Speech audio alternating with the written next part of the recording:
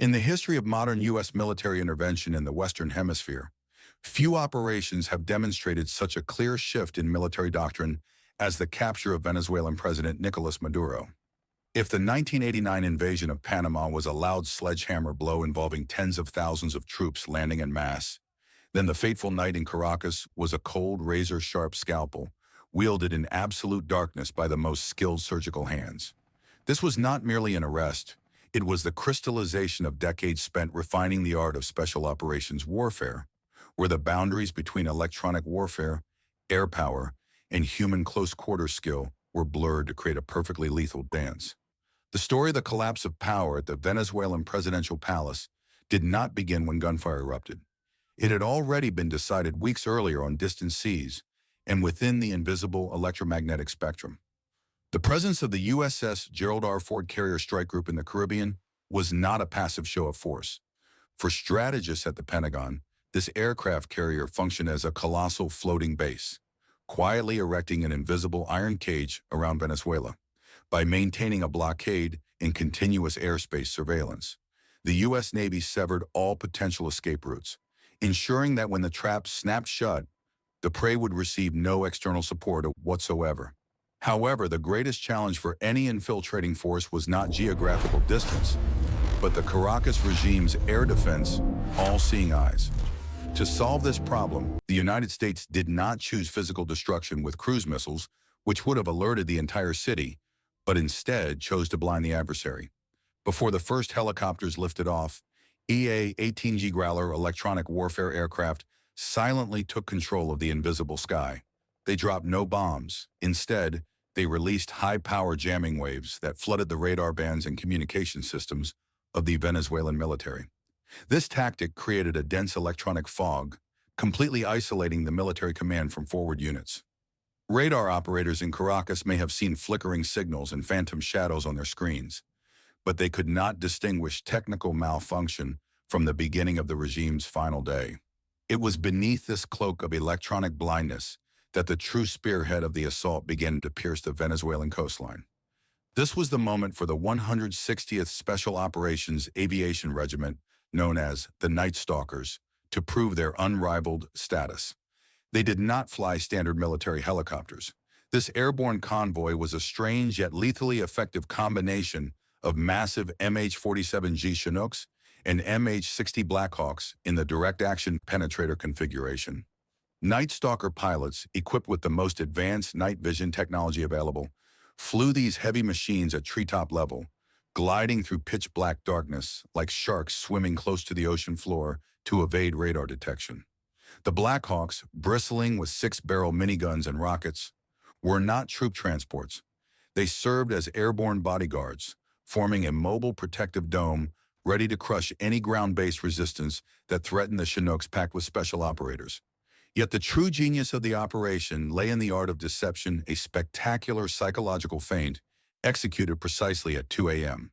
local time. As Caracas slept, terrifying explosions suddenly shook La Carlota Air Base and the Fuerte Tiuna military complex. This was a meticulously calculated move designed to manipulate the perception of the Venezuelan military high command. The blasts and flames at key military installations triggered the regime's instinctive reaction to focus all attention and rapid response units on defending symbols of military power, believing these to be the targets of the attack. Chaos engulfed communication channels, panic spread among the generals, and in that moment of analysis paralysis, they inadvertently exposed the flank of the most important target of all the president's residence. While sirens wailed across the city and fire engines raced toward the military bases, at the presidential compound, an ominous silence was shattered by the roar of Chinook rotors hovering directly above the roof. Delta Force, the U.S. Army's most elite unit, did not assault through the gates. They were delivered straight into the heart of the objective. Delta Force's close quarters battle, CQB, in this scenario was not a prolonged firefight, but a storm of speed and decisive violence.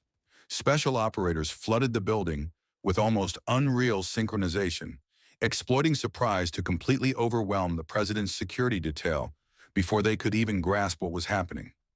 Their mission carried an extraordinarily complex dual burden: neutralize fierce resistance while ensuring the target remained alive. This was the razor-thin line between assassination and a law enforcement arrest. Delta operators had to make life-and-death decisions in split seconds, classifying threats and identifying Nicolas Maduro and his wife, Celia Flores, amid gunfire and stun grenade smoke. The capture was brutally swift. There were no negotiations, no prolonged struggle. The Venezuelan president was subdued, his identity confirmed, and he was placed aboard a helicopter faster than it would take a local police unit to respond to a traffic accident. The subsequent extraction phase was the final testament to technological and procedural dominance. The moment the package was secure inside the Chinooks, the entire helicopter formation lifted and vanished into the night as quickly as it had appeared. The entire ground phase lasted only a few brief minutes. By the time Vice President Delcy Rodriguez regained her composure to demand proof of the president's survival, the helicopter carrying him had already left Venezuelan airspace, leaving behind a stunned capital and a decapitated governing apparatus. Viewed through the lens of military analysis, the operation to capture Nicolas Maduro is an epic of joint service coordination. It demonstrates that in the era of modern warfare, a fortress defended by thousands of soldiers and air defense systems can be rendered useless before a small, elite force supported by precise intelligence and electronic warfare superiority. The Americans did not need to defeat the Venezuelan army to win. They simply passed through it, took what they needed, and disappeared before the adversary could even understand the rules of the game. However, if the military success was absolute, the geopolitical shockwave it unleashed has only just begun to ripple, opening a turbulent new chapter in global diplomatic relations that we will analyze next.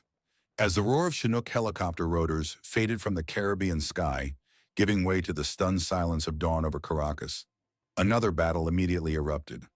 If Phase 1 had been the assertion of kinetic military dominance, then Phase 2 was a fierce confrontation on the diplomatic and international legal front. The United States' unilateral execution of an operation to seize a sitting head of state in his own capital was not only a devastating blow to the Venezuelan regime, but also an electric shock to the nervous system of the contemporary world order. What unfolded in the hours that followed laid bare a deeply divided world, where the meanings of sovereignty, justice, and intervention are being rewritten by the strong. As soon as news spread that Nicolas Maduro was en route to an American detention cell, reactions from the international community formed a starkly contrasting picture, clearly reflecting global geopolitical fault lines. In New York, UN Secretary General Antonio Guterres spoke out immediately, and unsurprisingly, his language conveyed profound concern for the integrity of international law. For the United Nations and multilateral institutions, Washington's action represented a dangerous precedent. It challenged the core Westphalian principle of the inviolability of sovereign states. This concern was echoed by the European Council and many traditional Western allies. Leaders in Brussels or London did not mourn Maduro's removal, a man they had long regarded as a dictator, but they were alarmed by the method the United States had employed. British Prime Minister Keir Starmer, in a delicate act of diplomatic balance, moved quickly to assert London's non-involvement while calling for respect for international law. Europe's caution reflects an existential fear. If the world's foremost superpower can arbitrarily disregard borders to enforce its domestic law, then what meaning remains in the collective security architecture painstakingly built over the past 70 years? However, it is by looking more closely at the reactions of America's strategic adversaries that the true psychological impact of this operation becomes apparent. Moscow and Tehran were not merely protesting, they were shaken. Statements from the Kremlin calling the U.S. action unjustifiable, or the stern warnings from Iran's supreme leader, Ayatollah Khamenei, urging resistance against the enemy, did not stem from solidarity with the Venezuelan people as claimed. At a deeper level, they reflected fear for their own safety. The Caracas operation sent a chilling message to every regime opposed to Washington. Geographic distance or expensive missile defense systems are no longer reliable shields for personal security at the leadership level. If Delta Force could knock on Maduro's bedroom door, they could appear anywhere. The United States demonstrated that it does not need to wage total war to remove a thorn in its side. It can perform a precise surgical excision, transforming supreme leaders into prisoners in the blink of an eye. In the United States' own backyard, Latin America, the reactions revealed even sharper ideological polarization. Mexico, under President Claudia Sheinbaum, represented the voice of the traditional left and a historical obsession with interventionism by the giant of the North. Mexico's call for dialogue instead of force was a natural reflex of a region all too familiar with CIA-backed regime changes in the 20th century. By contrast, the undisguised elation of Argentine President Javier Milei, a fervent ally of the new conservative movement, and President Trump declaring that freedom is advancing, signaled that a new wind is blowing across the continent. For the South American right, the U.S. action was not a violation of sovereignty, but a necessary liberation from the claws of authoritarian socialism. The event forced countries in the region to choose sides more clearly than ever before, tearing apart the fragile veneer of diplomatic neutrality that had previously existed. Standing at the center of this storm of criticism and anxiety, the U.S. position appeared remarkably firm and cold. The statement by U.S. Ambassador Michael Waltz at the United Nations served as a manifesto for this new doctrine.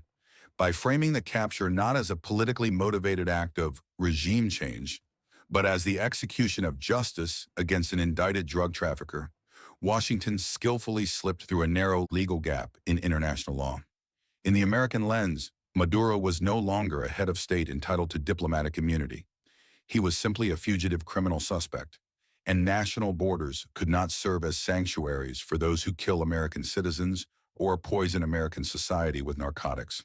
This argument, while legally controversial, proved extremely effective for domestic messaging and strategic deterrence. It reaffirmed America's role as a global policeman, but one willing to kick down doors without waiting for a warrant from the homeowner. Viewed in full, the capture of Nicolas Maduro was not merely the end of a political dynasty in Venezuela, but the beginning of a new reality in international relations. It marked the return of hard power in its most refined form. The United States demonstrated that in a world rife with asymmetric threats, it is prepared to act unilaterally, placing its national security interests and law enforcement priorities above traditional diplomatic norms. For the international community, this event poses a troubling question. Are we entering an era in which justice is enforced at the barrel of special forces guns, and national sovereignty becomes a relative concept contingent on military power? Whatever the answer, one fact is undeniable. The world after the night of Caracas has changed forever. Dictators will sleep uneasily, allies will reassess their positions, and America's adversaries will have to recalculate every strategic move. The operation may have ended with helicopters landing safely on U.S. soil, but its aftershocks will continue to rattle the corridors of power around the globe for decades to come.